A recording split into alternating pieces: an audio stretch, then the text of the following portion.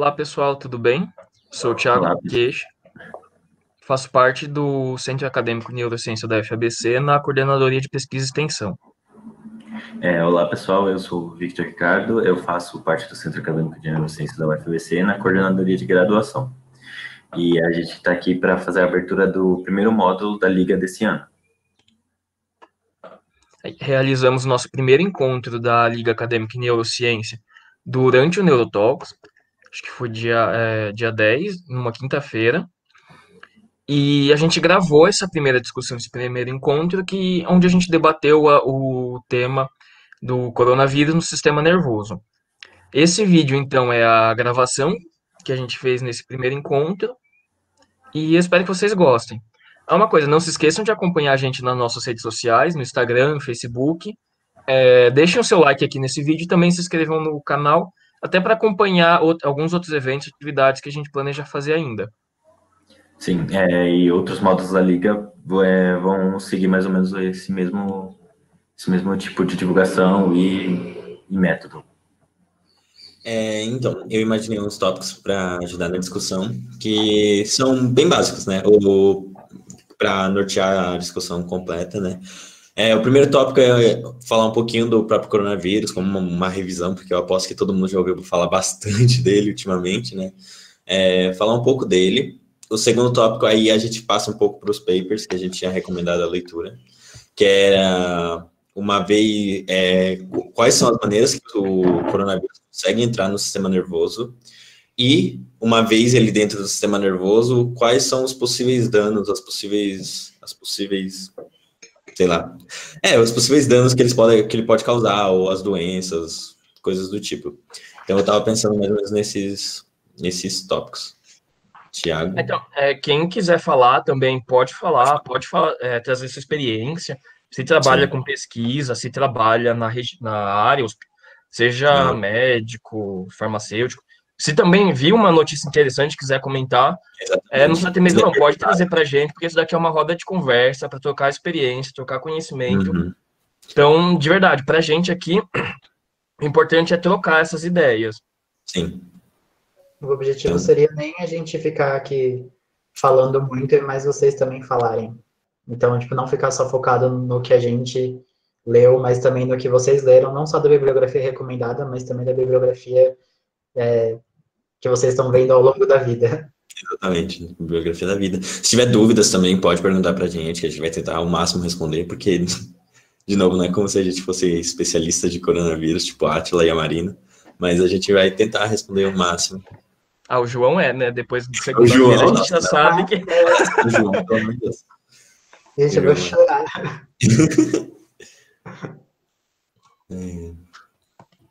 Então... Só para não ficar interrompendo muito, se alguém puder mandando no chat também que essa reunião está sendo gravada, conforme as pessoas forem entrando, né?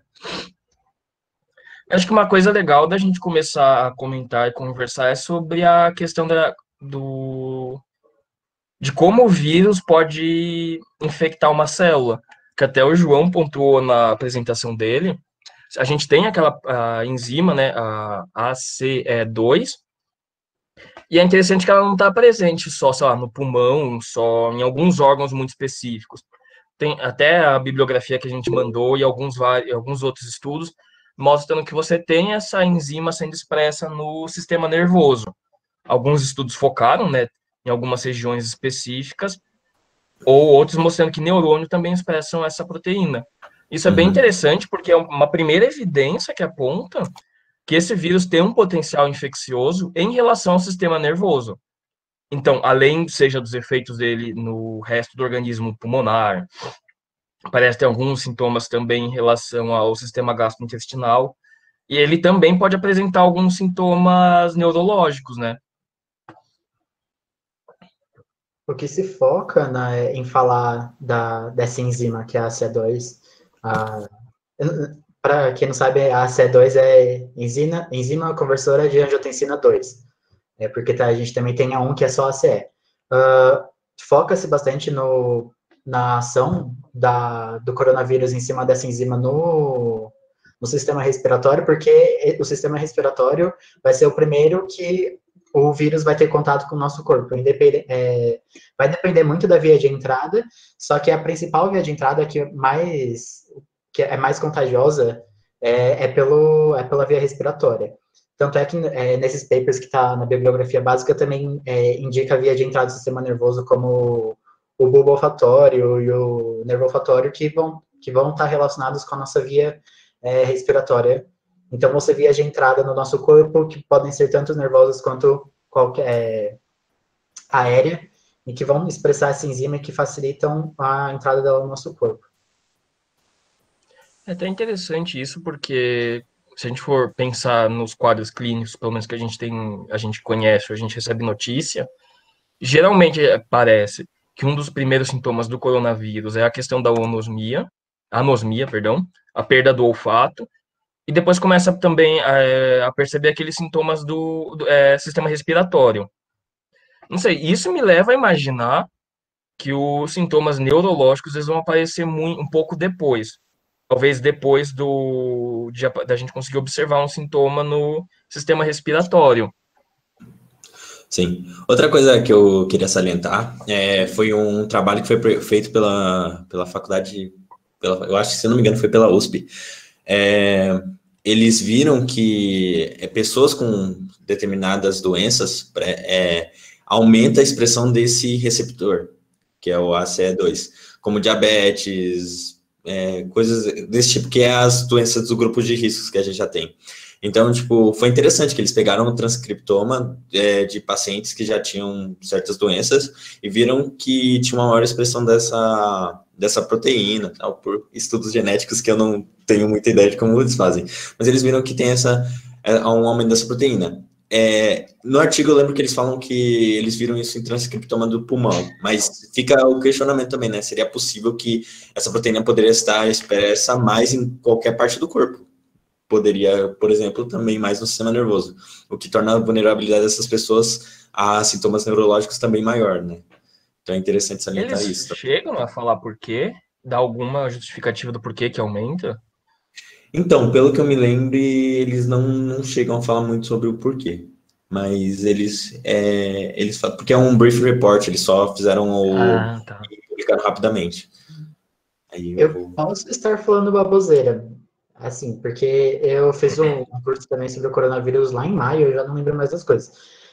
Mas a CE2, ela é uma enzima que está muito relacionada com a circulação do corpo, circulação sanguínea. Então, em pessoas que têm, por exemplo, diabetes ou outras doenças pré-existentes, pressão alta e coisas relacionadas à cardiovascularidade, elas vão ter uma expressão maior, porque essa enzima ajuda na circulação do sangue do nosso corpo. Posso estar falando baboseira também. Não, mas acho que sim, faz sentido.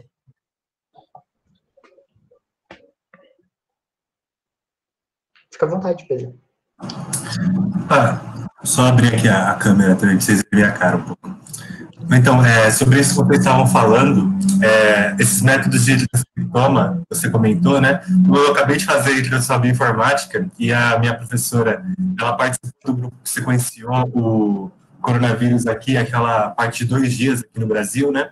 Tem um grupo bem forte de bioinformática aqui no Brasil, um deles é na UFMG, tem um aqui na USP também, em São Paulo, e se eu não me engano tem outros grupos no Rio Grande do Sul também, mas ela comentou que essa parte de transcriptômica, de verdade, eles vão pegar, por exemplo, uma molécula como um RNA mensageiro, e eles vão fazer o sequenciamento normal, do jeito que a gente pensa. Então, tem uma espécie de pré-processamento, tem uma amplificação daquilo ali, né? Depois disso, aquelas técnicas que a gente conhece, por exemplo, de Progress Métodos, de rodar um dial de agarose, né? Separar tudo. E aí tem várias técnicas, né? Mas, a princípio, eles comparam com o transcriptoma de outros vírus, e eles conseguem se basear para ter a noção de quais sequências ali são codificantes ou não, né? Inclusive exons sendo excluídos, exons não, né? Mas aí eles têm essa noção. Mas eu não cheguei a ver esse estudo em específico, eu não sei se seria dessa forma, porque você comentou do transcriptoma, né? Ou diretamente, às vezes, para monitorar a expressão de alguma coisa, eles vão direto para algum tipo de marcador que se associa a essa expressão, né? Quando vocês estavam falando do olfato, eu posso estar errado, né? Mas alguma coisa foi comentada na mídia esses dias, se não me engano, até na Globo News, especificamente, falando sobre uma recuperação tardia do olfato nessas pessoas. Então, aquilo que vocês estavam comentando, de possíveis sequelas, eu acho que faz bastante sentido, em especial na parte neurológica, porque, como o Thiago comentou na palestra de ontem, a Renata também, né? Tem modificações estruturais que acontecem a partir de um input, né? E, no caso, seria o vírus, mas, por exemplo, isso pode afetar o sistema neurológico depois, né? Eu sou aluno da biomédica também, e lá a gente tem outras coisas, né? Então, por exemplo, teve uma matéria de modelagem que a gente fez 2 projetos relacionados ao coronavírus, eu acho legal compartilhar. Primeiro é sobre a parte da epidemiologia, e é uma coisa assim que eu acho que todo mundo tem muita facilidade, porque é uma análise muito parecida, que é uma EDO, basicamente, sendo desenvolvida ao longo do tempo, que é um sistema que ele divide as pessoas em 4 tipos. Elas podem ser suscetíveis, elas podem ser infectadas, elas podem ser recuperadas, ou elas podem ter morrido por conta da doença, né? Por isso, em inglês, isso se chama sistema SIRM, né? E é uma coisa bem legal, assim, para ver tanto populações de células evoluindo dentro de um organismo, quanto numa população geral de pessoas infectadas ou não, né? Uma célula pode morrer, ser infectada, ou ter sido, de certa forma, sobrevivido a um ataque de um vírus, né?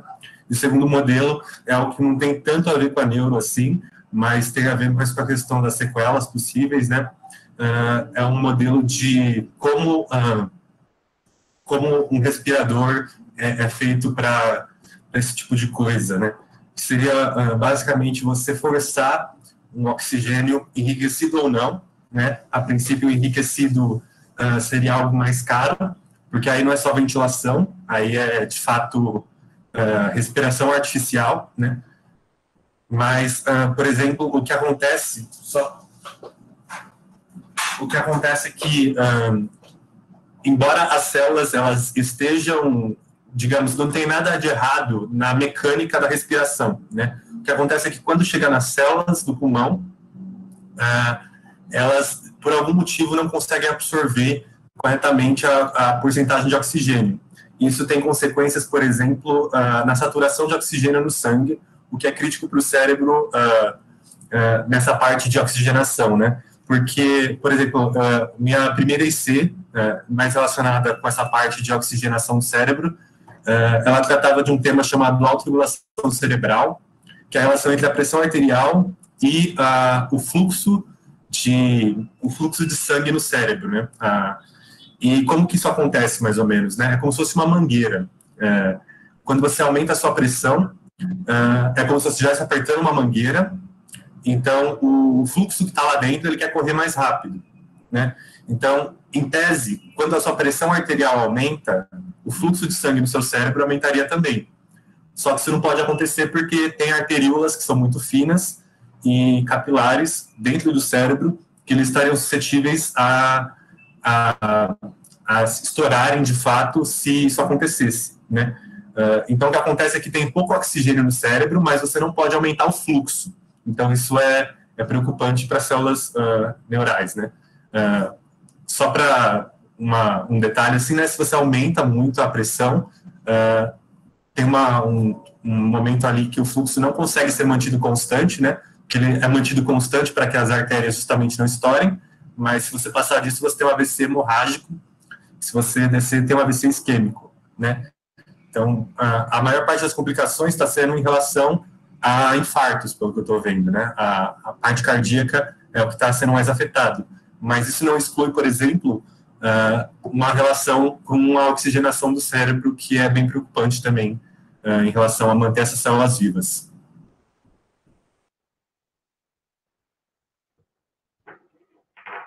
Nossa, Pedro, muito legal. Eu achei muito legal que você conseguiu relacionar o tema do coronavírus com a sua IC. Eu lembro quando você comentava comigo lá no início da faculdade sobre o IC, regulação, não tão no início, né, foi já na segunda, de regulação intracraniana e os softwares que você estava desenvolvendo, e é muito legal saber que tem programas que eles são feitos justamente para conseguir analisar o fluxo sanguíneo dentro do cérebro, porque, como os estudos apontam, é uma das coisas que principalmente estão envolvidas com o desenvolvimento de patologias do sistema nervoso relacionadas ao coronavírus, né, que são secundárias à ação do vírus, não necessariamente a ação do vírus direta no sistema nervoso, mas relacionadas com o que o vírus pode causar em outros sistemas do corpo e acabar envolvendo o sistema nervoso com isso. Uma coisa Mas também... Perdão. Não, pode falar. Não, é só comentar brevemente que eles comentam que a nossa saturação, né, de oxigênio, em geral, ela fica ali em 90 e alguma coisa por cento, né, caindo para 90% a gente já está meio ofegante, mas eles relatam que nesse caso do vírus, por não ter alteração mecânica, a gente não ficou ofegante, né, então isso aí já é uma coisa preocupante, porque em tese esses sistemas que detectam esse tipo de coisa, por exemplo, a gente pensa ali mais na parte do mesencéfalo, do bulbo, da ponte, né, que controlam essas partes mais, esses ciclos mais circadianos, né, por que eles não estão funcionando, né?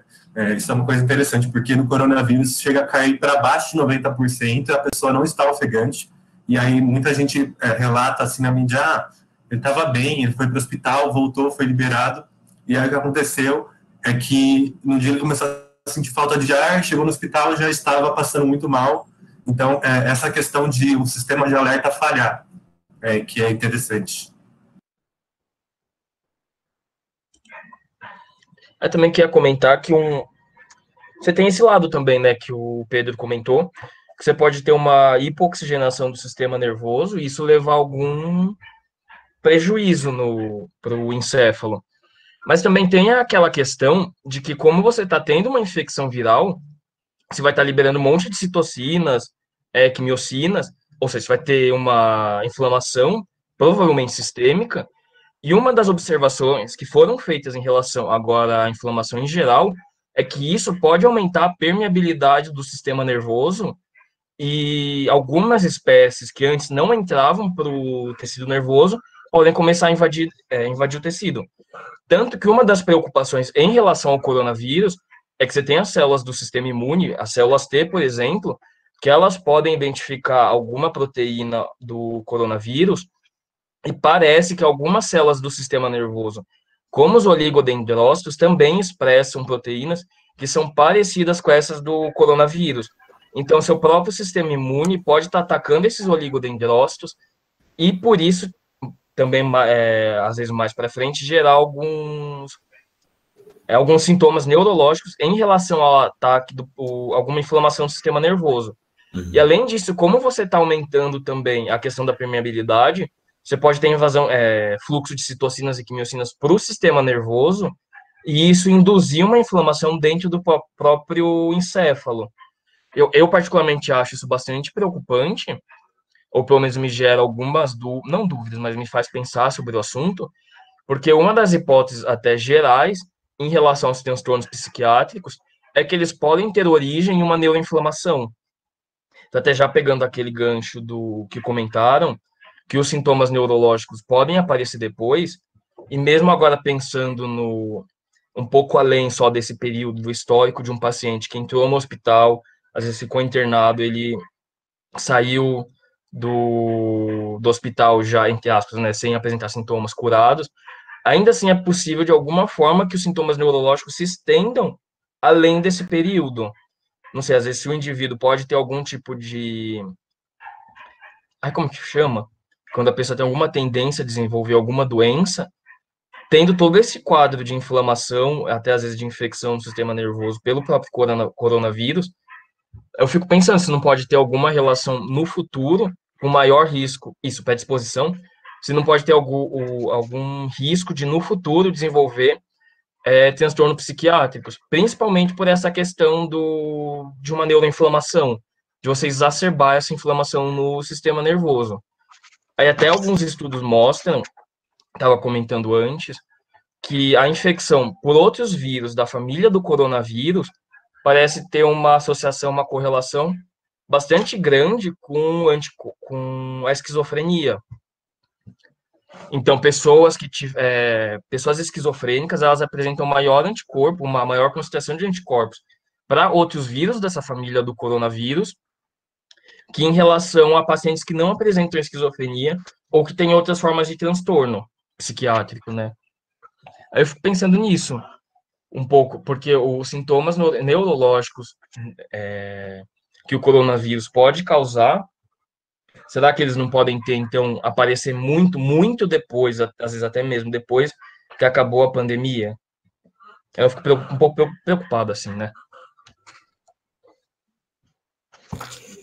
Outra coisa interessante, né, que você falou da resposta superinflamatória do coronavírus, que é a tempestade de citocinas, né, quimiocinas, que do nada os macrófagos, todas as células imunes começam a liberar vários fatores inflamatórios, inclusive que é uma das coisas que, tipo, uma vez que chega nessa parte, fica, tipo, dado anti-inflamatório para a pessoa, tipo, diversos anti-inflamatórios bem pesados para a pessoa tentar, né, conter, principalmente no pulmão, né. E até mesmo tem alguns estudos que mostram que isso pode entrar no sistema nervoso de várias maneiras, né? Inclusive pelo hipotálamo, por diversas entradas possíveis do sistema nervoso. E aí a maneira como essas toxinas podem ser muito... essas toxinas... citocinas inflamatórias entram no corpo, elas podem muito bem desencadear qualquer né, doença que dependa de algum estímulo ambiental, né? Porque, querendo ou não, o nosso corpo também é um ambiente e dentro dele nosso cérebro pode ser afetado por coisas que acontecem por ele que podem até mesmo desencadear certas doenças, né? Interessante, também tem alguns estudos que mostram que uma possível relação entre o coronavírus e Parkinson, porque tem uma grande expressão desse receptor, o receptor que o coronavírus usa para entrar na célula, também na substância negra, né, que é a principal, tipo, a ideia do Parkinson é que há morte neuronal na substância negra e por isso você tem falta de dopamina nas áreas motoras do corpo. Então é interessante pensar quais áreas você tem uma maior expressão dessa proteína. E isso também acontece em vários outros órgãos, né? O pulmão tem uma maior expressão disso, parece que também o fígado tem uma maior expressão dessa proteína. Por isso que um dos estágios finais do coronavírus é que ele pode causar falência múltipla de órgãos, né? Então, tipo uma maneira de se olhar, né? Que essa proteína ela está facilitando bastante a maneira como o coronavírus pode estar te atingindo. Então, é bom focalizar nas áreas que tem um maior aumento dessa proteína para tentar entender o que está acontecendo no corpo. Até no que você comentou da questão da distribuição da expressão da proteína, no lobo temporal também tem uma autoexpressão dessa enzima. E se associa o lobo temporal com alguns transtornos psiquiátricos, incluindo a esquizofrenia e a depressão. Até uma coisa que você comentou de doença neurodegenerativa, no caso do Parkinson, né? Eu fico pensando também, porque uma das hipóteses hoje em dia que tentam explicar o Alzheimer é que ele tem uma origem de uma infecção viral e que essa infecção viral ela vai transmitindo de neurônio para neurônio como se fosse um neurotransmissor. Um neurônio vai infectando o outro e liberando esse vírus. Então agora fica pensando também no Parkinson, será óbvio que como é mais circunscrito, né? Mas se depois a gente também não pode acabar observando algum tipo de alteração em neurônios além da substância negra. Até por um mecanismo parecido. Uhum. E aí, você tinha comentado um pouco, não lembro se foi você ou o João, que a questão de diabetes é um fator de risco. Diabetes também é um fator de risco para o Alzheimer.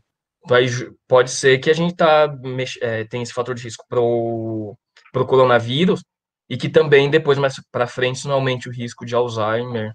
Assim, um link assim que eu vejo. Então, o que você me falou, agora vamos na discussão, né? Eu acho que a gente pode passar para o próximo nível que eu estava pensando, que é, tipo, maneiras que o coronavírus pode entrar que a gente já estava falando aqui no meio, né? E uma das maneiras que eu lembro que comentaram é que ele consegue passar de célula neural para célula neuronal. Lembra muito o vírus da raiva. O vírus da raiva faz isso. Por exemplo, se você é mordido na perna por algum animal com raiva, o vírus vai passando pela própria comunicação entre os neurônios, pelas sinapses e tudo mais, até que chega no sistema nervoso central, né? E é interessante o coronavírus fazer isso, porque a inervação que tem de células nervosas no pulmão, ela é do nervo vago, né? E acaba guiando para a área cardiovascular do bulbo encefálico. Então, se ele afeta aquela área, ele pode causar falência respiratória, falência cardíaca, coisas desse tipo, dependendo de como ele esteja atuando lá. E se ele consegue, tipo, fazer essa caminhada de retrógrado, né, que a gente fala, para o sistema nervoso, né? É interessante pensar nisso também. Tipo, como ele está entrando no sistema nervoso e quais as possíveis complicações da maneira como ele está entrando. Tipo, não necessariamente dele já lá, mas, tipo, a maneira como ele entra, que tipo de complicações isso pode causar.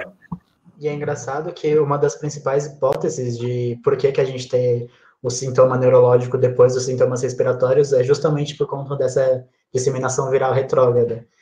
Enquanto nas vias aéreas, quando a gente inspira um ar que está com um ar, quando a gente inspira um perdigoto que está contaminado que tem partículas virais do coronavírus, ele vai entrar em contato direto com o pulmão. Então, isso já vai começar ele já vai começar a se disseminar aí e vai causar problemas respiratórios. Mas para ele causar problemas neurológicos, ele primeiro teria que entrar no pulmão, infectar as células do nervo vago e começar essa disseminação retrógrada. Ou também entrar pelo nervo olfatório e fazer essa também conexão retrógrada até chegar nos principais núcleos do cérebro. Daí passa para o bulbo, daí passa para o tálamo e daí passa para o cérebro inteiro.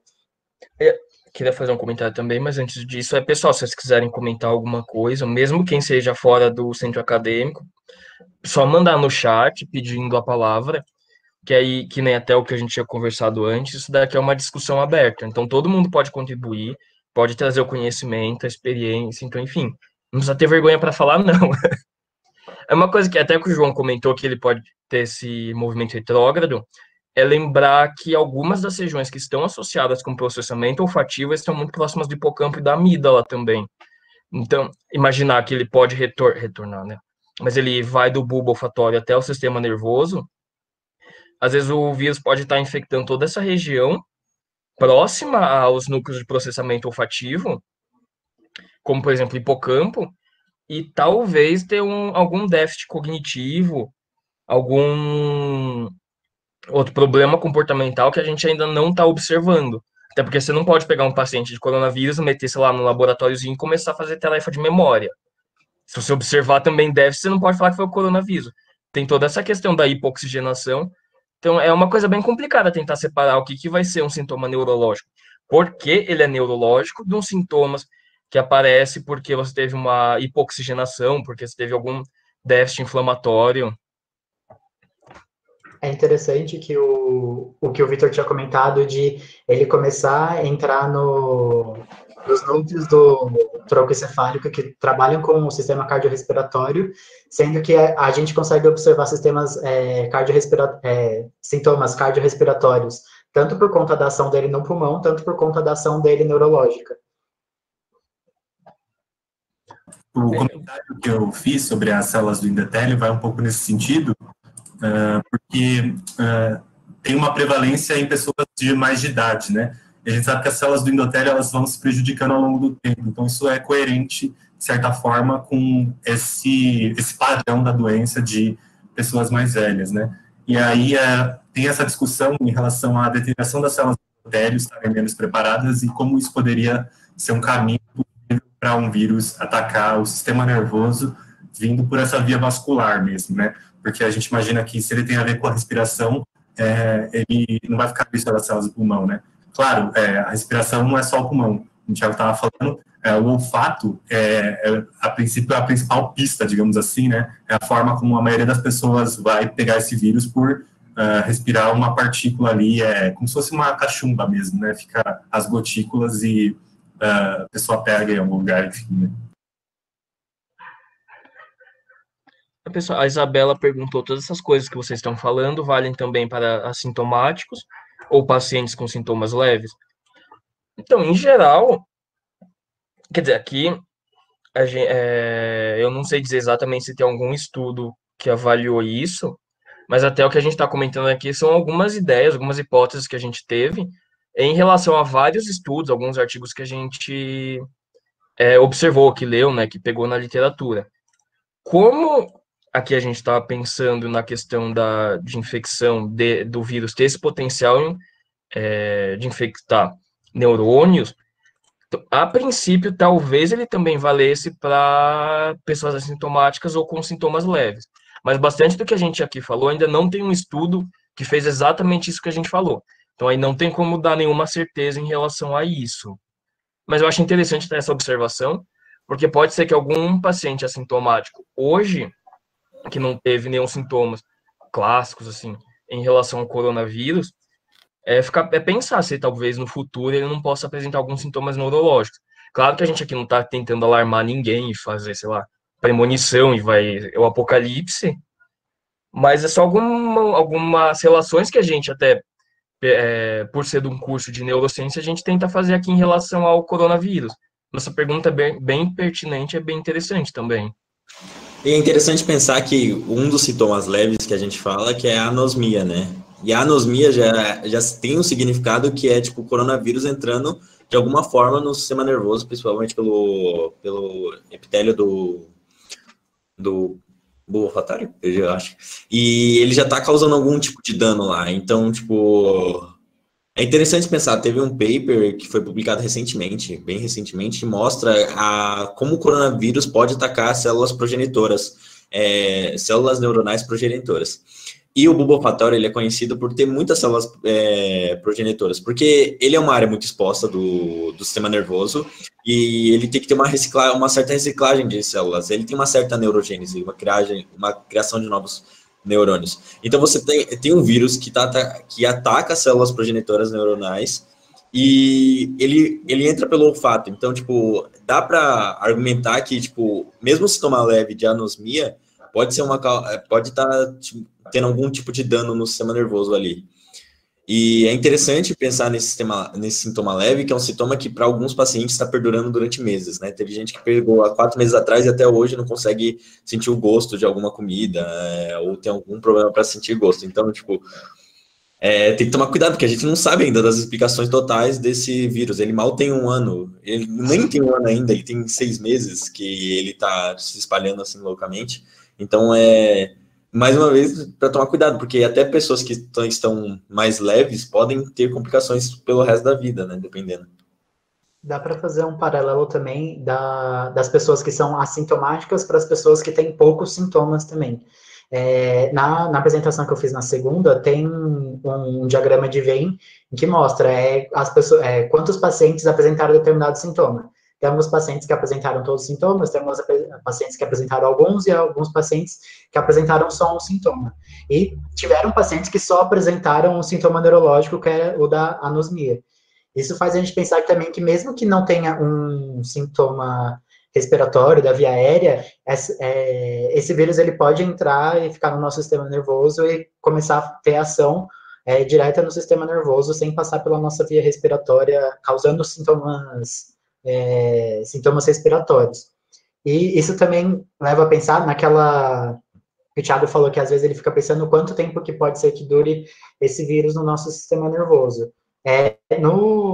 No artigo que tinha na biografia básica do nosso encontro, do Brain Behavior and Immunity, ele fala que o vírus ele tem um acesso difícil ao sistema nervoso, só que não somente o SARS-CoV-2, mas também a maioria dos vírus que tem um neurotropismo. Ele tem um difícil acesso ao sistema nervoso, mas só que ele vai ter uma saída também muito mais difícil, porque existem poucos antígenos histocompatíveis para conseguir fazer a retirada e ativar o sistema imune para ir atrás desse vírus e realmente neutralizar ele dentro do sistema nervoso. O sistema nervoso mesmo, não que ele seja fraco nesse sentido, mas ele não é tão equipado, talvez não seja o termo correto, mas que nem o resto do organismo em relação às células de defesa. Tanto que ele tem uma barreira hematoencefálica muito forte para não entrar nada lá. Mas mesmo que a gente tenha a microglia dentro do sistema nervoso, e ela, de certa forma, atue como se fosse uma célula do sistema imune no encéfalo, ela não tem toda a capacidade ou todo o potencial que a gente observa no sistema imune. Então, agora imaginar que se uma vez ele pode ter uma entrada dificultada e também ter essa saída dificultada, mas às vezes uma vez que ele entrou, pode ser que às vezes o sistema nervoso nem está conseguindo identificar um vírus que está lá e ele está fazendo a festa, porque se não tem quem identifique, você não vai ter como induzir uma resposta inflamatória, uma resposta imune, até para remover esse vírus. Eu acho improvável que ele seja tão grave nesse sentido, porque se ele fosse, pegou, morreu, mesmo leve, porque como ele aparece, a gente observa o sintoma neurológico, pelo menos a da anosmia, com certa frequência, se ele tivesse esse potencial infeccioso tão forte em relação ao sistema nervoso, aí já era, né? A gente nem tava ninguém mais aqui. Então é por isso que eu acho que ele é um pouco, talvez, pelo menos eu chutaria, que o potencial infeccioso, ou qual é a capacidade de dano que ele pode gerar no sistema nervoso, não é tão alta assim, levando em consideração esse caso. Mas também acho que não tem nenhum estudo que avaliou isso, só avaliou isso, né? Eu penso um pouco que no coronavírus, o principal problema dele foi que a gente já comentou, que é a tempestade de citoquinas, né? E você pensando que o sistema nervoso ele é meio que isolado do resto do sistema imune, tendo sua própria célula imune, que é a... Isso faz meio sentido, porque você tem células imunes no corpo todo que são feitas só para produzir citocinas para ativar, para produzir, para trazer macrófagos, para trazer várias outras células imunes. E essas células não estão tendo acesso ao sistema nervoso.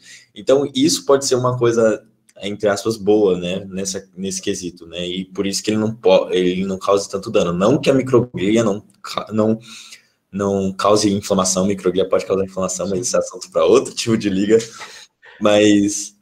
É interessante pensar nisso também, que o fato do sistema nervoso não ter tantas células imunes talvez seja algo bom nesse sentido, né? Que tem aí, vai ter menos inflamação, porque inflamação é algo tão ruim, quer dizer, é bom, né, mas quando tem excesso como que está acontecendo com o coronavírus, acaba sendo algo, tipo, muito ruim. Mas às vezes nem excesso você precisa para ter sei lá, uma desgraça no sistema nervoso em relação a uma inflamação citocina. Você tem alguns estudos que mostram que você usar, agora eu não lembro qual, mas se você injetar algumas interleucinas diretamente no sistema nervoso, isso pode levar a alguns prejuízos cognitivos, prejuízos de memória. E até o que você contou da questão da tempestade inflamatória, tempestade em citocinas, o fato de você estar, às vezes, prejudicando a barreira hematocefálica, que pode levar a esses problemas também neurológicos. Porque citocina no sistema nervoso é uma desgraça. Não é para ter. Se você ter alguma inflamação do sistema nervoso, está tendo essa invasão de citocina, pode dar muito ruim mesmo. Tanto que você tem vários, aí puxando já para o meu lado, né? Você pode ter vários transtornos psiquiátricos, depressão, bipolaridade, esquizofrenia, e em alguns casos até alguns transtornos psiquiátricos menos piores, com muitas aspas, como o TDAH, que eles também estão associados com algum tipo de inflamação no sistema nervoso, estresse oxidativo. Então, mesmo quando você tem esse transtorno psiquiátrico, que às vezes não tem uns sintomas tão evidentes, o fato de você ter uma inflamação, você ter algum estresse oxidativo no sistema nervoso, pode ser bastante prejudicial.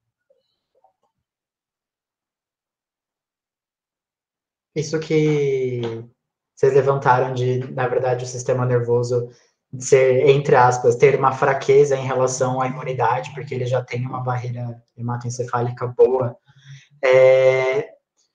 faz a gente pensar que, na verdade, o artigo traz, né, esse da bibliografia do encontro, que o sistema nervoso ele vai depender para ataque viral basicamente de células T citotóxicas para combater uma infecção viral.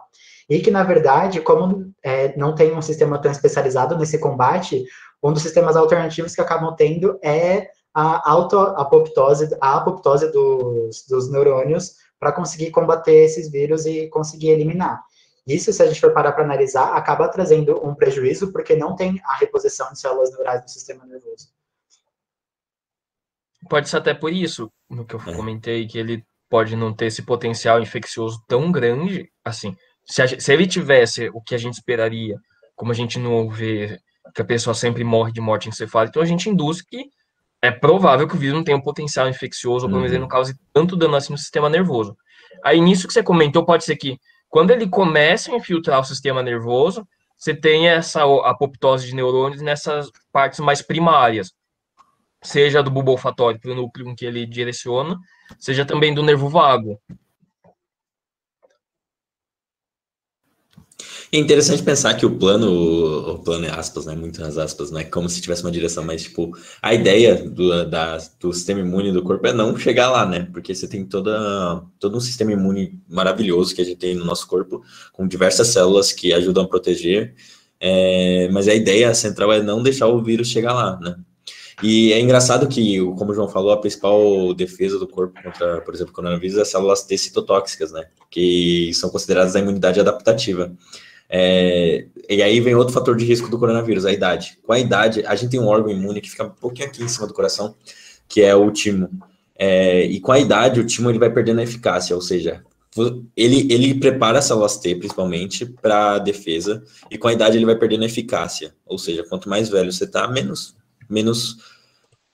células você consegue produzir para combater novas ameaças. Porque uma coisa é você combater uma gripe que você já viu centenas de vezes na vida e mudou alguma coisinha no vírus. Outra coisa é você combater o coronavírus que o nosso sistema imune nunca viu nada igual.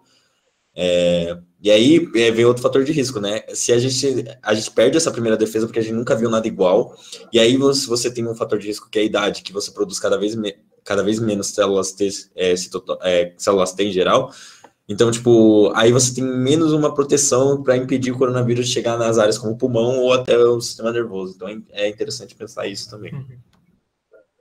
Até aquele artigo que você comentou que eu achei bem interessante, parece que em relação aos outros coronavírus, esse coronavírus ele tem um potencial maior de infectar neurônios. Também, né? Assim. Já comentando essa questão de que você tem um sistema que nunca nem viu esse vírus, já parece essa coisa esquisita que está infectando tudo, até neurônio. E é interessante pensar que, além do avanço da idade ser um fator de risco por conta da diminuição da atividade do timo, com o avanço da idade também vai ter uma degradação um pouco forte cada vez mais do epitélio dos vasos sanguíneos. E isso ele vai acabar enfraquecendo, consequentemente, a barreira hematoencefálica, porque a barreira hematoencefálica ela é feita de uma junção também dos vasos sanguíneos. Então, quando a parede dos vasos sanguíneos ela vai se debitando cada vez mais, isso vai permitir não só a entrada de novos fatores da imunidade dentro do nosso sistema nervoso, mas também pode ocasionar a entrada, a facilitada do próprio vírus no sistema nervoso e de partículas virais.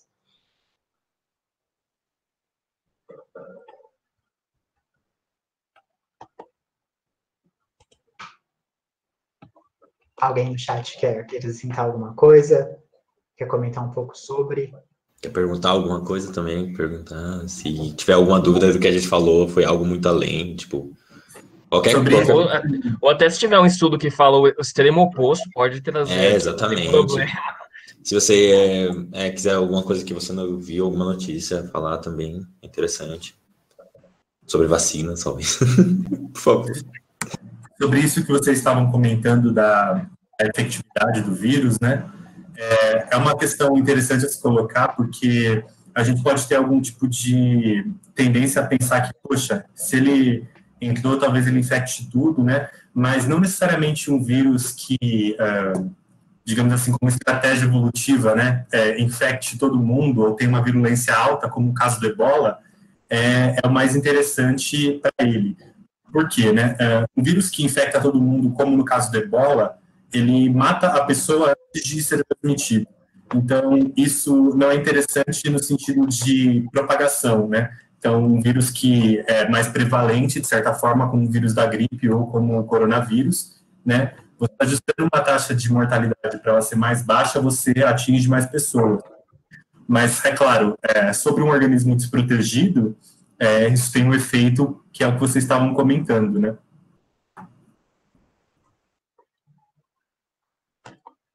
O sistema nervoso é um negócio bem complicado. Até nisso que o João comentou da célula T, eu lembro, agora não lembro em qual artigo que foi, mas parece que tem alguma relação entre as células os oligodendrócitos, a mielina, com o que a célula T identifica no coronavírus. Então, agora pensar principalmente na questão dos idosos e também na tempestade de citocinas, se você está aumentando a permeabilidade da barreira hematoencefálica, seu organismo, primeiro, ele vai responder ao coronavírus, principalmente identificando pelas células T citotóxicas, depois elas podem infiltrar no sistema nervoso e começar a prejudicar a mielina de oligodendrócitos, ou às vezes até talvez a células de Schwann. Aí agora não lembro quem comentou. Vixe, perdi o fio da meada agora. Mas é isso. Aí até o terceiro ponto do que o Vitor comentou aqui naquela listinha, que qual é o impacto do coronavírus no sistema nervoso, uma vez que ele já se infiltrou. Parece que a Pétala tinha dúvidas. Quer falar, Pétala? É que no caso, eu ouvi vocês comentando mais no começo sobre algumas doenças psiquiátricas, e eu não sei se eu peguei direito ou se a dúvida acabou surgindo por causa disso, mas eu vi que um dos artigos de revisão, eles chegaram à conclusão de que talvez quem paciente de Covid, quem tenha o vírus já no corpo, ele pode desenvolver doenças psiquiátricas, então, tipo, isso ia ter que ficar meio que observação, deveria tomar mais cuidado.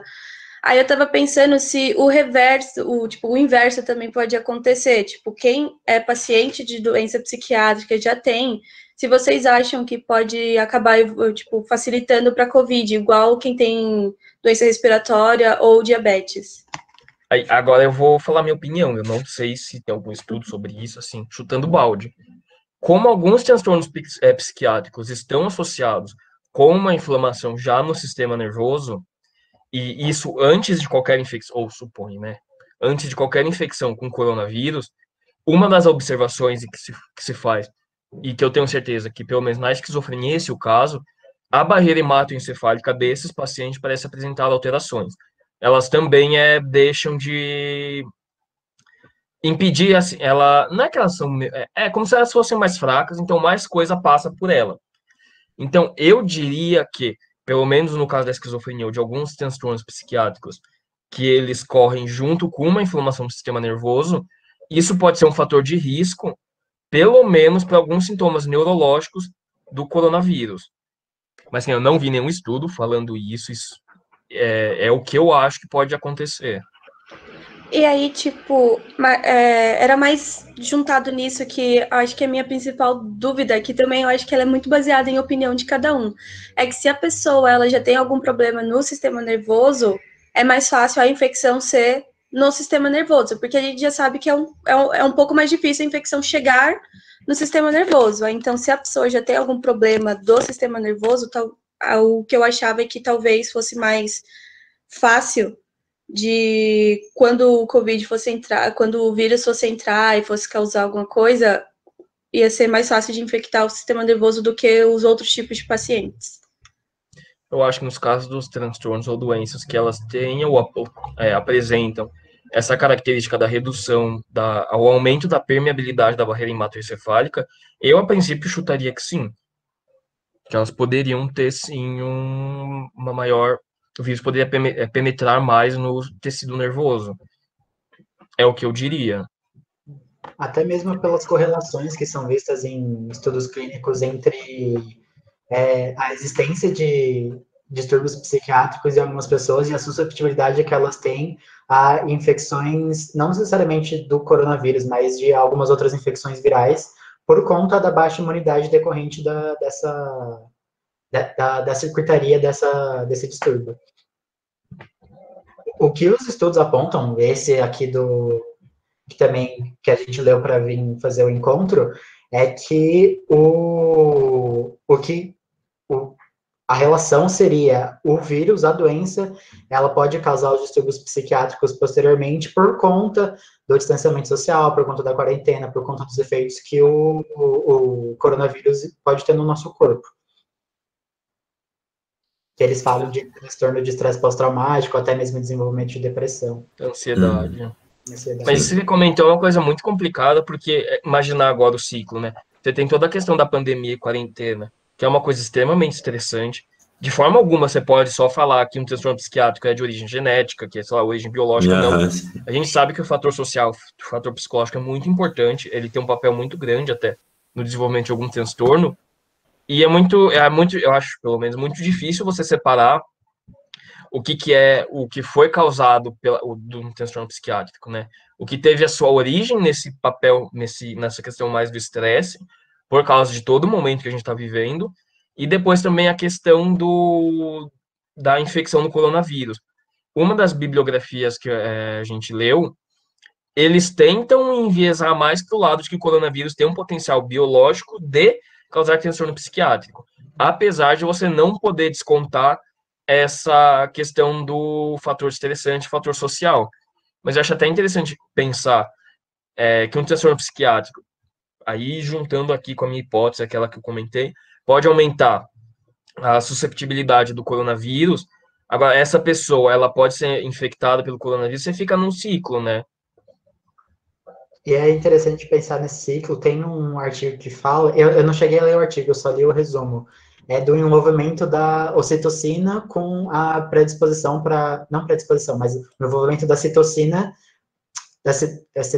ocitocina, não a citocina, como aumentar a facilidade de você conseguir desenvolver distúrbios psiquiátricos relacionados a coisas assim que causam pandemias e distanciamento social, já que ela é um hormônio liberado, é um hormônio muito relacionado à interação social, à ocitocina. Sim.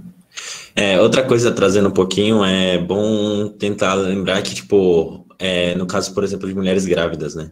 Tipo, se você tem doenças que, dependendo, são distúrbios que aconteceram durante o neurodesenvolvimento.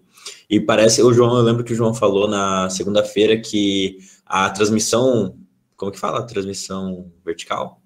Que é tipo da mulher para o filho, ela é bem pouco reportada.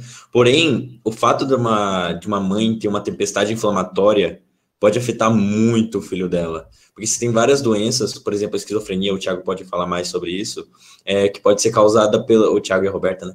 Que pode ser causada por uma inflamação viral, por exemplo, que a inflamação acaba chegando atravessando a placenta, né, e chegando na criança e afetando durante o neurodesenvolvimento, né, que, tipo, o cérebro fica mais vulnerável a fatores externos, principalmente durante o neurodesenvolvimento, que ele usa para fazer várias coisas, né, os fatores externos nesse momento. Então, é bem interessante pensar nisso, né, que, tipo, a gente pode não estar tendo noção de como esse vírus pode afetar em uma geração para o futuro. Então, é interessante ter essa ideia também, né? Antes de comentar também isso que você falou, eu vou ler o comentário do Pedro. Ele falou que tem um artigo da primeira autora, Adriana Di Martino, chamada Miswired Connectome, que contextualiza distúrbios e doenças neurológicas como desvio no neurodesenvolvimento. Nesse sentido, como foi comentado, eventos de estresse oxidativo ou perda neuronal podem afetar a trajetória e o momento de formação de conexões do cérebro, que até foi isso que o Vitor comentou. Isso estaria associado ao surgimento de transtornos neurológicos até uma certa idade.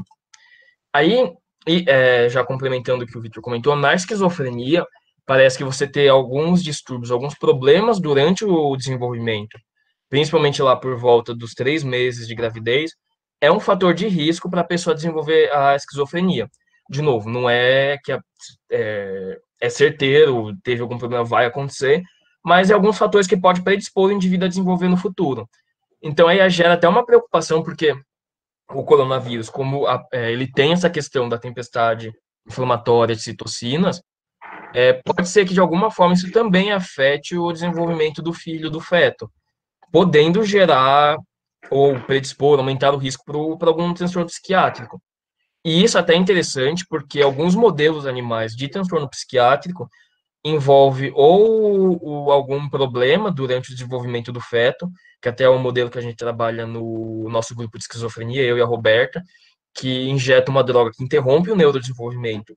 E isso vai causar fenótipos similares aqui da esquizofrenia, mas que, além disso, você também tem alguns modelos animais em que você prejudica o neurodesenvolvimento, seja expondo a mãe a algum fator estressante ou induzindo uma resposta inflamatória nela, que pode simular ansiedade, depressão ou até mesmo TDAH.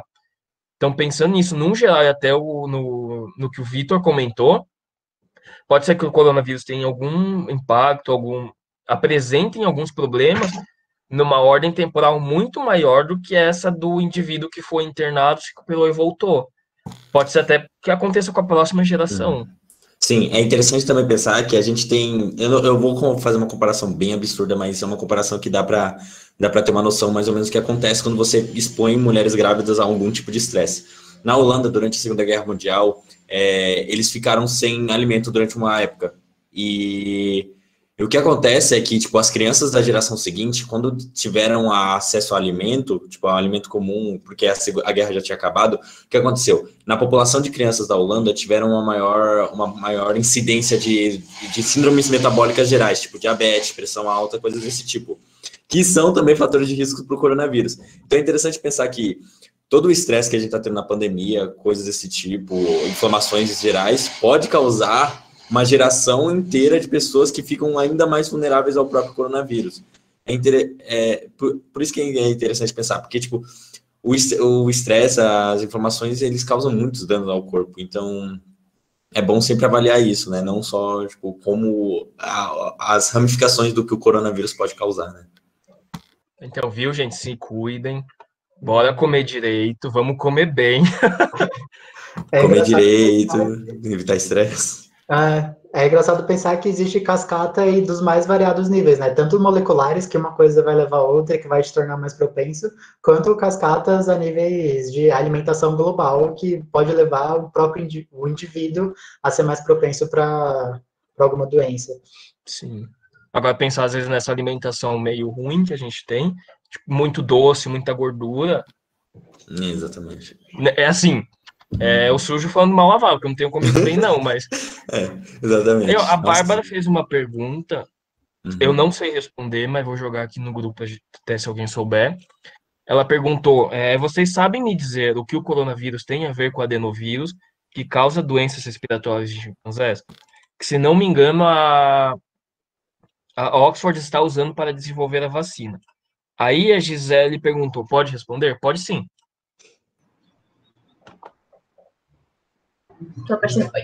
Então, essa questão do adenovírus na verdade, não tem muito a ver. É que quando a gente faz um estudo em fase clínica para uma vacina, para medicamentos e vacinas, a gente precisa usar um placebo, porque a gente precisa que o estudo seja cego. Então, a gente precisa que uma parte das pessoas receba, de fato, a vacina e outra não, para a gente ver se a imunidade que a gente vai ver ou não é, de fato, relacionada à vacina ou se é só realmente um placebo. Então, geralmente se usa um placebo, mas no caso de vacinas, as pessoas costumam usar uma vacina que já tenha sido aprovada e que tenha eficácia comprovada e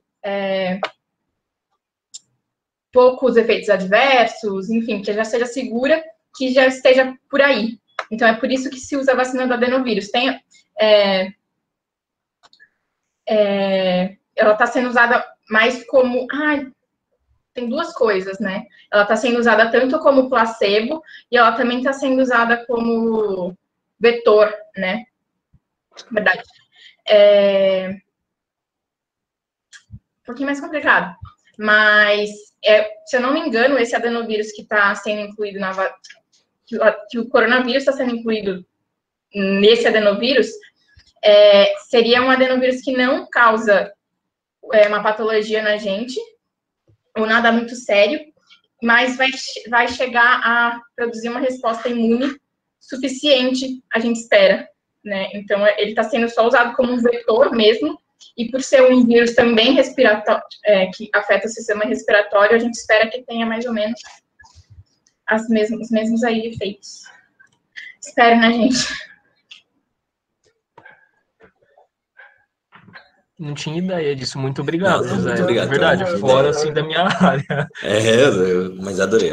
Obrigado pela participação. Quem quiser também comentar, não tem problema. É só falar aqui no chat, que se quiser comentar alguma coisa que a gente falou, quiser trazer também uma experiência, não pode falar, é só avisar que a gente coloca aqui.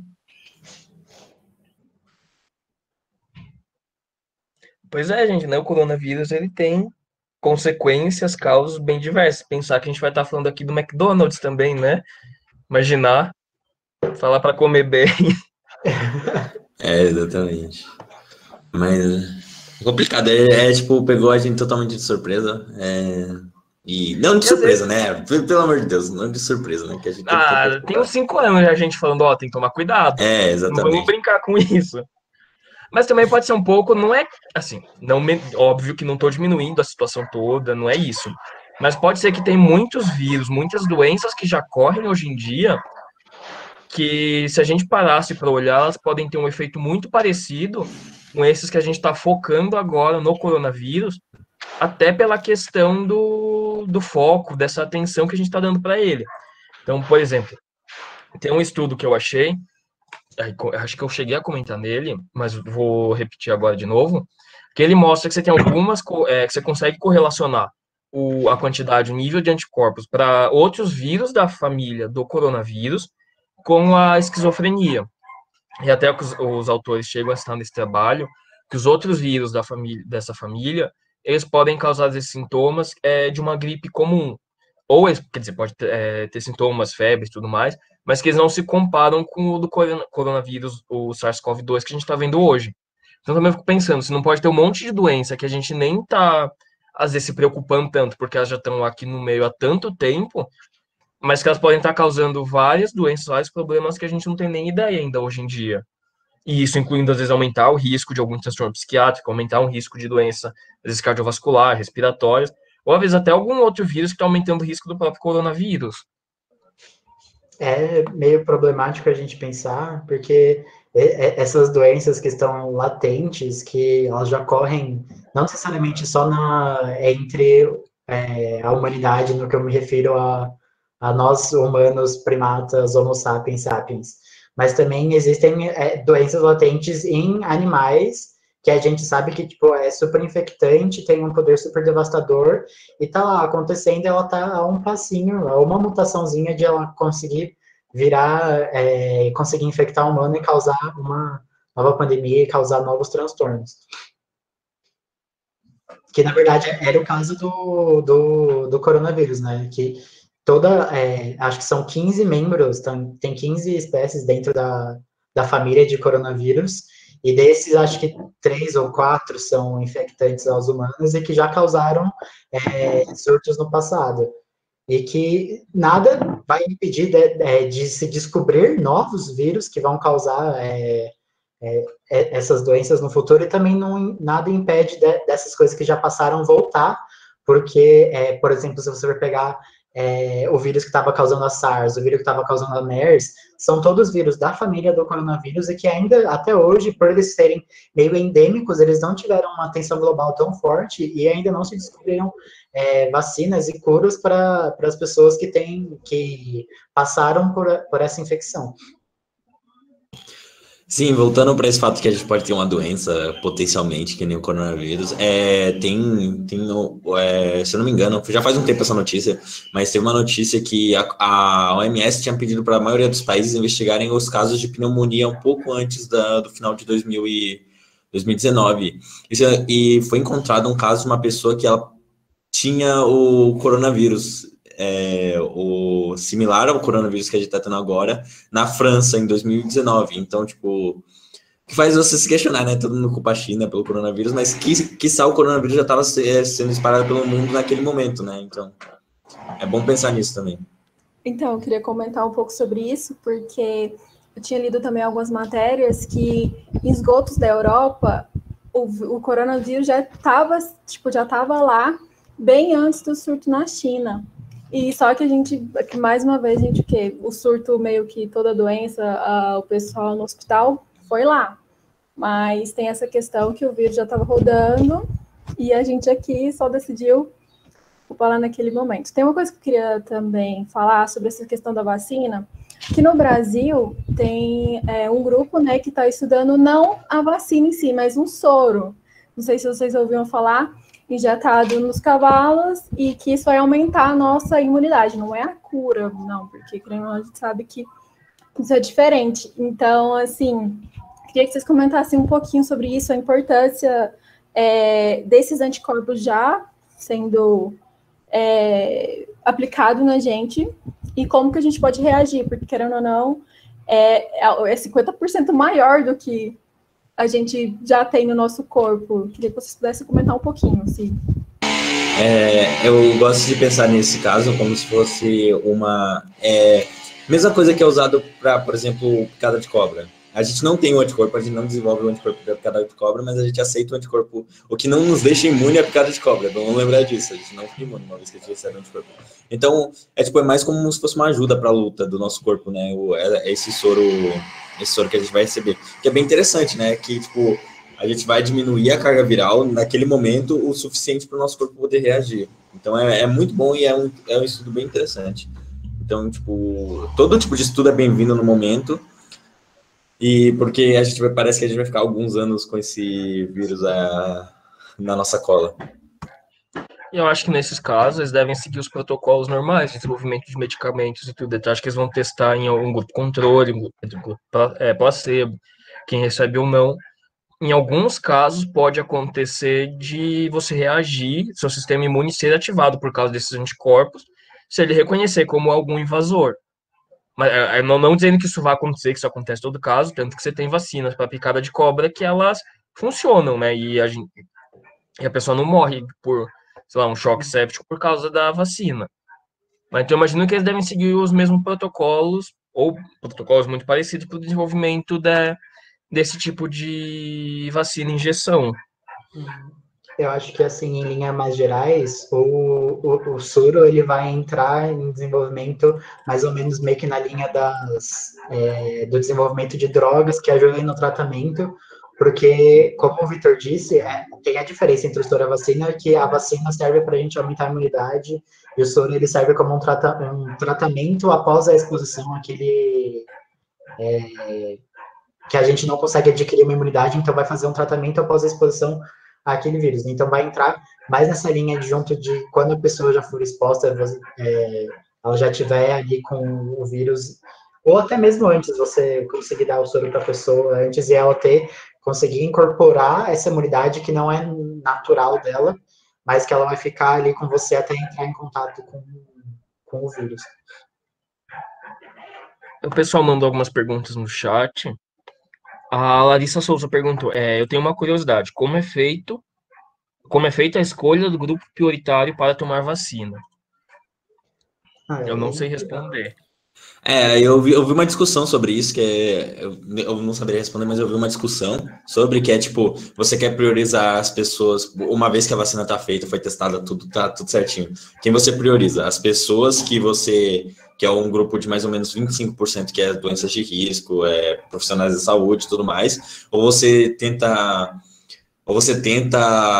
injetar todo mundo para já ter uma imunidade, porque, se você injeta esses 25%, você não tem a famosa imunidade de rebanho, né, e aí é, uma discussão que eu tava vendo que parece que vai ter daqui para frente, que, você vai priorizar injetar o maior número de pessoas, ou vai priorizar injetar as pessoas de grupo de risco para depois aí injetando as outras pessoas, vagarosamente. Então, acho que tudo depende da maneira como a gente vai ter os recursos e de quanto vacina a gente vai ter de uma vez, né. Porque, se a gente for aos poucos, é melhor injeta logo os grupos prioritários, né? Que é, profissionais da saúde, que é cerca de 1% da população mundial, algo assim. E grupo de risco, né? Se não, se a gente já tem uma quantidade exorbitante de vacina logo 70% da humanidade para a gente ter essa imunidade de rebanho, para a gente ir aí trabalhando nas outras coisas. Então, acho que depende um pouco da disponibilidade de vacina que a gente vai ter, né? Se você for parar para pensar, a população mundial é muito grande. Eu não sei quanto tá, mas tá entre 7 e 8 bilhões. Deve E é estar muita mais coisa já, até. a mais. Eu não sei, os últimos dados que eu vi foi, sei lá, de quando que tava 7 bi. Mas já deve ter passado os 8 bi também, eu não sei. Enfim, é muita gente. E se você for parar para pensar, a dose de uma vacina, ela é uma coisa pouca, alguns ml, não sei se passa disso. Mas só que todo o material necessário para você usar a vacina, que precisam ser doses individuais, você precisa da seringa, você precisa de testes com anticorpo, você precisa de um monte de coisa de matéria, de obra-prima, para você conseguir desenvolver. Então, quando sair, elas vão começar, com certeza vai começar a sair ao pouco, com certeza vai ter uma produção em massa, só que é uma produção em massa que não vai chegar nem perto de conseguir abranger a população do mundo inteiro. Então, você precisa fazer o redirecionamento dos recursos que você tem para as pessoas que são prioritárias. Mas só que daí, aí quem seriam as pessoas prioritárias, que é o que o Vitor falou? Seriam as pessoas que realmente são grupo de risco, as pessoas que estão na linha de batalha, profissionais da saúde, pessoas com doenças pré-existentes, ou seriam essas pessoas que, na verdade, já são saudáveis, mas que vão ter uma resistência melhor ao possível efeito da vacina e que poderiam criar esse efeito de rebanho.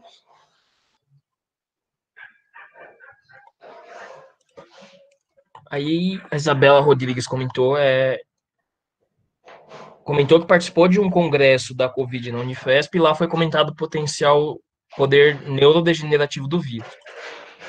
A gente chegou a conversar um pouquinho antes, mas foi bem nessa linha mesmo, que alguns estudos observaram que o coronavírus tem um potencial de infectar neurônios, incluindo alguns neurônios que estão numa região chamada substância negra, e que ela está muito associada com Parkinson. Até o Victor pode comentar melhor depois, mas é nesse sentido mesmo. Parece que o coronavírus tem algum potencial de danificar o sistema nervoso, e a gente aqui nessa conversa, nesse debate, especulou que isso talvez pode aumentar o risco do desenvolvimento de algum transtorno, de alguma doença neurodegenerativa. Uhum. Pessoal, só um aviso, a gente liberou o formulário de presença aqui no chat. Não esqueçam de preencher, né, até para a gente conseguir depois emitir o certificado para quem quiser. Aí ele está aqui no chat. Sim. É bom também lembrar que aí, tipo, vai várias coisas, né? Tipo, o que causa o quê, né? E qual que é o vetor de cada coisa. Mas um dos sintomas do Parkinson, um sintoma que aparece bem antes no Parkinson, tipo, cerca de 15, 10 anos antes, é a perda de olfato, ou a diminuição do olfato. Então, você tem ou seja, tipo, pro Parkinson, você tem uma relação direta entre a substância negra, que é uma das áreas que poderiam ser afetadas pelo coronavírus, com o próprio olfato. Você tem vários modelos experimentais que usam o olfato para medir, ou até outras coisas que também estão relacionadas com Parkinson, por exemplo, esqueci o nome. Constipação, que também está relacionada com Parkinson, que para medir. Então aí você tem um vírus que está afetando uma coisa que pode ser afetada pelo Parkinson e tem uma direcionalidade, tipo, o vírus, como a gente estava comentando no começo, pode passar de neurônio para neurônio. Então, se tem neurônios dopaminérgicos chegando porque a substância negra, ela tem em sua maioria dopamina, ela manda dopamina para praticamente todo o sistema nervoso. Se você tem neurônios dopaminérgicos que estão chegando no olfato, ou até mesmo indo pelo vago, né, porque o vago é um dos nervos que mais inerva a parte do dorso, o vírus pode estar chegando nela de uma maneira muito, muito fácil, né? Tipo, fácil entre aspas, né? Não tão fácil, porque a gente conversou aqui mais cedo sobre a possibilidade do vírus passar de neurônio para neurônio, assim como o vírus da raiva passa, né? De propagação retrógrada, né? Então é interessante pensar nisso, tipo, sem falar que, como o Thiago também falou, as células T, elas reconhecem uma coisa no vírus que é muito similar com a mielina de oligodendrócitos e de célula de Schwann. Então, tipo, você pode estar desencadeando uma doença autoimune também, que é o seu corpo atacando algo similar nele mesmo que lembra o vírus. Então, tipo, o potencial neurodegenerativo dessa doença pode ser bem mais complexo do que a gente entende agora, no momento. Então, só alguns anos a gente vai poder ter uma ideia completa disso, e olha lá. a gente até especulou aqui nessa discussão que talvez o coronavírus tenha algum potencial neurodegenerativo muito além do Parkinson ou esqueci, a esclerose múltipla, ou é lateral amiotrófica, que é autoimune. Sempre confundo. É a múltipla. Tá, pelo menos aqui no artigo que eles falam sobre a esclerose múltipla. Então tá. Que são as que você tem algum link mais próximo, pelo menos com alguns estudos, né, das doenças neurodegenerativas, mas a gente aqui especula que talvez ela possa ter um potencial de induzir doenças neurodegenerativas maiores do que só essas duas. Aí que, de novo, puxando o peixe para minha área, uma das explicações, uma das coisas que comenta em relação à esquizofrenia é que você tem perda ou prejuízos na mielina. E aí pensar nesse potencial do coronavírus de induzir uma resposta imune que afete a mielina pode aí ter um ponto, um gatilho, às vezes para um transtorno psicótico, para um desenvolvimento de esquizofrenia. Então não assim, de novo abrindo, né? Às vezes não é só questão de doença neurodegenerativa, mas às vezes também o próprio transtornos psiquiátricos.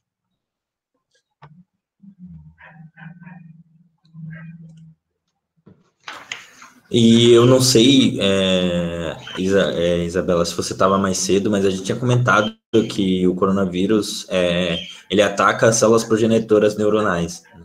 Tipo, tem um paper que mostra com mini brains, né, que são os meio que cérebros que a gente faz, né, que se faz, pequenos, né, ele, em cultura de célula, viu que ele ataca células progenitoras neuronais. São células, antes de virar um neurônio, é uma célula progenitora neuronal, né, ela está quase virando um neurônio. E a gente tem muito dessas no olfato, que tem que ter uma troca, né? Porque o olfato, a área do olfato aqui, ela é muito exposta, nem sei se aqui é mais para dentro, né? Ela é muito exposta a coisas gerais. Então, tem uma perda de célula, então tem uma certa neurogênese ali que está acontecendo, né? E aí, como o vírus, o coronavírus, ataca essas células, pode estar aí uma das raízes da perda de olfato, né? Você está perdendo células, mas você não está conseguindo repor porque o coronavírus está matando as células que serviriam para repor as células que estão morrendo. Então, aí também é interessante pensar nisso, né? E também até quando o vírus pode estar causando algum problema, né? Porque tem muitas pessoas que estão há muito tempo relatando que o olfato delas não voltaram ainda. Então, é interessante. E tem gente que até relata também que o olfato volta, mas não sente o gosto, que o olfato é muito relacionado com o gosto, e o cheiro das coisas como era antes. Eu ouvi o absurdo de uma pessoa que começou a ter nojo de café depois de perder o olfato para o coronavírus. Eu acho completamente muito triste ter a capacidade de apreciar um café bom. E é assim, tem várias sequelas que a gente ainda está descobrindo, que várias são relacionadas, acabam sendo relacionadas ao sistema nervoso no final, que parece que é a área onde está mais desenvolvendo as sequelas dele. Sim. Sim, isso mostra, né? Tipo, a gente tá se expondo a uma coisa que a gente não sabe como ela funciona e como ela pode afetar a gente a longo prazo. Tipo, a gente, entre aspas, né? O governo, várias políticas governamentais estão nos expondo a coisas que a gente não sabe direito o que tá acontecendo, né? Tipo, como que ela vai funcionar a longo prazo. Isso é muito perigoso e, tipo, que seria muito bom. E sem falar que a própria vacina também tá indo mais rápido do que deveria, né? Porque pela urgência, né, das coisas, eles diminuíram todo o tempo das fases, né, então, tipo, é interessante pensar o quão exposto a gente vai ficar a coisas mal testadas, né, tipo, a coisas que a gente não conhece, que a gente desconhece, né, as causas e as ramificações dessa contaminação ou dessa vacina, né? Como o João apontou isso na segunda-feira. Por exemplo, ainda está sendo investigado se é por causa de uma consequência da vacina ou não, mas a vacina de Oxford, que está sendo pausada para investigar o que aconteceu de fato, o que foi reportado é que o efeito colateral foi na espinha dorsal. Teve uma inflamação lá. E está vendo se é algo relacionado à própria vacina. Então, assim, a vacina pode ter, talvez, ainda está sendo bem investigado, é claro, que talvez ela tenha tido algum efeito colateral no sistema nervoso, e aí com essas etapas todas pulando, fica perigoso e tem que ser investigado, né? Aqui não é nem fazendo propaganda antivacina nem nada disso, mas isso é também comum em relação a alguns fármacos. Em algumas etapas do desenvolvimento de alguma droga, algum fármaco, pode acontecer dele ter efeitos colaterais que, a princípio, você não conseguia prever. E alguns fármacos, até que isso já mais para trás, passaram pela avaliação e foram liberados para o consumo geral da população, tiveram efeitos bem graves, por exemplo, má formação fetal. Era um remédio para tratar enjoo que causava má formação. Então, assim, às vezes pode acontecer efeitos colaterais que a gente nem imagina.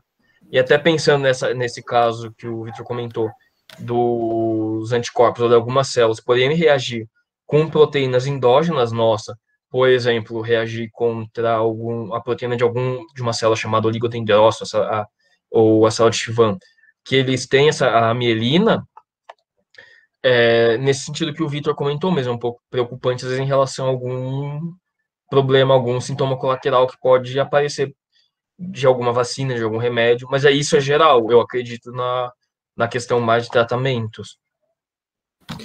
Então, por que a gente está fazendo? Já é algo muito complicado, porque remédios que passam por todas as fases pré-clínicas, fase 1, fase 2, fase 3 e vacinas, elas já podem ocasionar de ter efeitos colaterais. Agora imagina uma que a gente está acelerando tudo isso, tá diminuindo cada vez mais esses negócios. Então, tipo, fica aí também essa discussão, né? Tipo, quais são as possíveis complicações de uma vacina que a gente, né, tá acelerando para ter. E tem vários problemas que podem ocasionar, né? Um ponto delicado esse que o Victor levantou. Oi? Um ponto delicado esse daí que o Victor levantou. Mas, gente, se alguém quiser ser cobaia de vacina, não sei se tem alguém aqui que é profissional da saúde, que está sob algum conselho regional de medicina, de enfermagem, etc. Mas a vacina do Instituto Butantan, que está sendo desenvolvida no Instituto Butantan, eles estão aceitando voluntários dos profissionais da saúde para teste de vacina. Então, se alguém quiser ser cobaia... Ser cobaia é aquele negócio, né? Tem o ponto positivo e o ponto negativo. O ponto negativo é, se der errado, pode ser que você fique com alguma coisa. O ponto positivo, se der certo, você vai ficar... Tá imune. Pô, tá imune. Não, mas aí entra o caso de reinfecção, né? Tem isso também. Que é bem importante pensar, né? Porque a gente tem um vírus muito macabro que quer acabar com a comunidade, mentira. Mas, tipo, os casos de reinfecção que estão aumentando cada vez mais, né? Parece que foram reportados João, você compartilhou com a gente esses dias? 3 casos de reinfecção, algo assim, não foi? Eu não sei quantos casos foram, mas só que já tiveram bastante. Principalmente, maior número de casos de reinfecção foi na China, porque começou já lá o surto um bom tempo atrás. Então, tipo, já teria dado essa janela de tempo para a pessoa desenvolver a imunidade e a imunidade também já deixar de fazer efeito contra o coronavírus. Mas também daí tem os indícios de que mesmo que você deixe de ter uma imunidade forte, a imunidade ela pode continuar só com uma imunidade fraca, ou você pode continuar com a imunidade igual, só que novas linhagens do coronavírus se desenvolverem por mutação e você conseguir ter uma resistência a esse vírus. Também entra o fator de pré-exposição ao vírus, porque se você já teve uma pré-exposição, seja ao vírus, seja vírus de linhagem diferente, só que da mesma família, você já vai ter o seu corpo já vai ter uma certa facilidade em iniciar uma resposta imune, porque já teve um contato com algo muito parecido com aquilo anteriormente. Por isso que a gente consegue combater mais fácil a gripe também, né? Tipo, a gripe a gente já viu ela várias vezes, né? É tipo companheira nossa. Mas... Tem algum caso parecido, acho que também com a dengue, por isso que é muito difícil desenvolver vacina para dengue. Por causa que a dengue hemorrágica é por causa de uma reinfecção. Eu tinha alguma coisa para falar que eu esqueci. Tem 4 tipos de dengue, se não me engano. E aí, Eu não sei qual dos tipos é, mas se você desenvolve um tipo delas, se você faz vacina você dá a vacina para a pessoa, quando ela é reinfectada por qualquer um dos outros 3 tipos de dengue, ela facilmente desenvolve a dengue hemorrágica mesmo, porque mesmo estando imune àquele outro único tipo de dengue. E aí fica nesse malabarismo, porque você tem que criar vacina para os 4 tipos e os 4 tem que funcionar muito bem. Pessoal, não esquece de acessar aqui o formulário de presença. Aham. Até porque eu acho que depois, se a gente acabar fechando a sala, não vai dar mais para acessar depois. Porque o link vai ficar aqui só no chat. Uhum. Falando em chat, tem alguma pergunta, observação? Uma pergunta. Tem umas observações aqui que a Isabela e a Pétala colocaram, que é sobre o olfato, né? Não conseguiu sentir o gosto de nada. A Isabel comentou uma coisa sobre se essa vai ser a única, mas aí, quando a gente finalizar a discussão, aí a gente conversa um pouco sobre a Liga, aí passa esses recados. Que a Liga a gente tá querendo... A gente tava, inclusive, discutindo isso um pouco no começo da palestra. O que a gente vai fazer? Mas é complicado, tipo, perder gosto. É tipo, como se não bastasse o coronavírus afetar afetar toda a nossa vontade de ser sociais, né? Que somos animais sociais, né? Ele também não pode tirar o nosso prazer na comida, né? Como tá sendo. Então, um vírus bem chatinho, né? Diga-se de passagem. Você quer falar alguma coisa, Fih? Não. Não? Tem muito uma questão social também do que o vírus está causando nas pessoas que são contabilizadas como recuperadas do coronavírus. Muitas vezes essas pessoas, elas ficaram semanas, algumas ficaram até meses, entubadas, então isso acaba causando uma perda de qualidade de vida muito grande depois que a pessoa é dada alta. Ela vai continuar com sequelas desse vírus, seja essa sequela, por exemplo, a perda de olfato, perda de paladar, mas também algumas sequelas como motoricidade reduzida, algumas pessoas elas não têm mais a capacidade de andar, se locomover igual ela tinha antes, por conta, não necessariamente de uma ação direta do coronavírus ou uma ação da imunidade, mas também do tempo em que ela passou em intubação, do tempo que ela passou sem ter a musculatura dela movimentada, exercitada, e são coisas que atrapalham demais na qualidade de vida posteriormente. Tanto é que uma das principais notícias que saíram, acho que já faz, a gente está em setembro, já deve fazer uns 3, 4 meses, de um caso de um militar nos Estados Unidos que ele foi considerado como uma pessoa recuperada, só que ele saiu do hospital com 30 quilos a menos, numa cadeira de rodas, totalmente debilitado. Então, essas pessoas, elas são consideradas como recuperadas, mas só que há um custo muito grande. Então, por isso que tem muitos movimentos sociais que estão falando que, na verdade, esses números que os governos eles trazem para a gente como números de recuperados não é assim uma perspectiva tão boa. De como, por exemplo, a gente entra no painel da Johns Hopkins University para ver a quantidade de pessoas recuperadas, a gente não tem noção de qual grau que essas pessoas estão de recuperação, se elas estão totalmente recuperadas, se elas voltaram à vida normal delas, o que eu acho muito difícil de pessoas que ficaram internadas voltarem a um estágio de vida normal de antes de ser acometida por esse coronavírus. Tem relatos, inclusive, que tem pessoas que pode deixar cicatrizes inflamatórias no pulmão, ou seja, você diminui cada vez mais sua capacidade respiratória para, futuras doenças, e te deixa propenso a conseguir novas doenças. Então, doenças respiratórias, por exemplo, pneumonia, né? Porque se você tem uma parte no pulmão que não tá disfuncional, digamos, essa parte começa a acumular muco, que é natural do próprio pulmão, e esse muco acaba sendo lugar para bactérias, coisas desse tipo que causam pneumonia. Então é interessante pensar nisso também, que o coronavírus pode prejudicar muito sua respiração dele adiante e te facilitar a ter doenças que podem ainda piorar. Então ele é um vírus, ele é algo bem complexo e a maneira como a gente está trabalhando com isso está sendo ok, mas ainda assim poderia ser bem melhor. E tem essas consequências também no pulmão, mas também tem as consequências, voltando aqui para o tema da liga, também tem as consequências neurológicas. E vários estudos pós-mortem tipo, apontam para desmielinização dos neurônios, apontam também para morte neuronal. E se você for parar para pensar, isso não seria só nas pessoas que morreram devido ao coronavírus, devido ao Covid.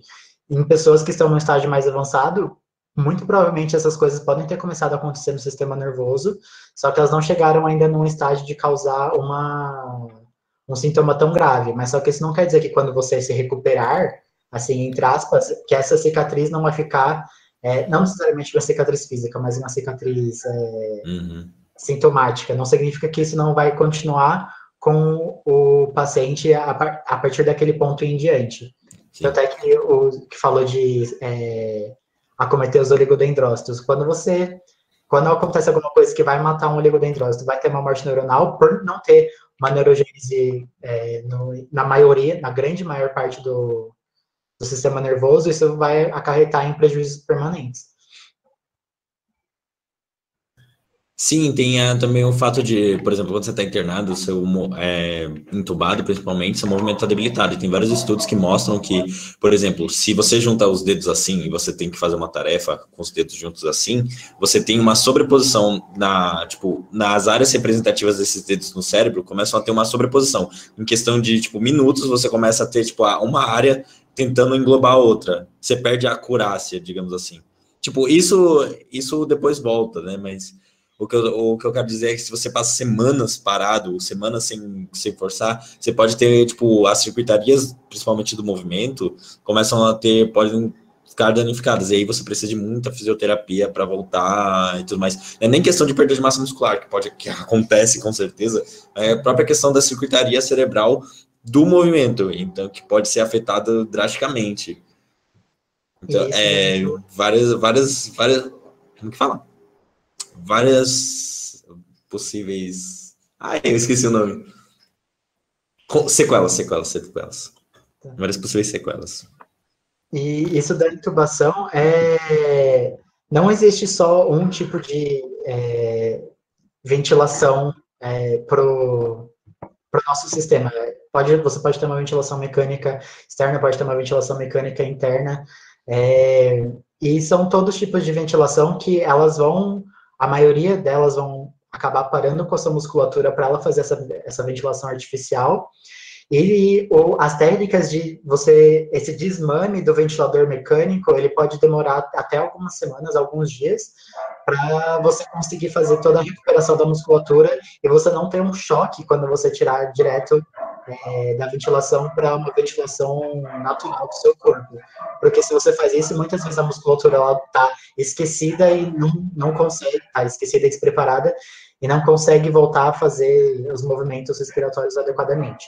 Então, esse desmame ele dura de dias até algumas semanas, dependendo da quantidade de tempo que a pessoa ficou entubada. E aí, eu acho que a Caroline pode falar mais. A gente pode ver como será que a neuromodulação pode ajudar a gente para depois disso. Já quer adiantar o tema da palestra de amanhã, Vitor? Por sinal, amanhã tem uma palestra sobre esse tópico, na verdade, exatamente esse tema, neuromodulação e COVID. Então assistam, né, fazendo propaganda. É muito legal. É o nosso do TESLab. E a neuromodulação, a gente trabalha bastante com o TMS e o EG. E, assim, eu não estou muito dentro desse estudo que está sendo feito para o Covid, até por conta da quarentena. Eu não estou em São Paulo, eles estão no hospital de campanha lá de Santo André, e eles estão fazendo algumas coletas de dados lá para saber o que está acontecendo no sistema nervoso do pessoal, né? Porque realmente a gente está tendo alguns problemas, e fazendo as análises em EG. Então, acho bem interessante o que está acontecendo. Mas aí amanhã, já fica a deixa, o Rafael vai fazer uma palestra maravilhosa para a gente. Não percam. É isso, pessoal. Espero que vocês tenham gostado desse primeiro encontro. Foi uma discussão, um debate bastante enriquecedor, a gente aprendeu muito, e agradece também muito a contribuição de cada pessoa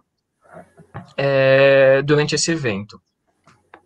Exatamente. Muito obrigado a todos os participantes do evento e também da Liga. E a gente se encontra no futuro próximo. Até mais. Até mais.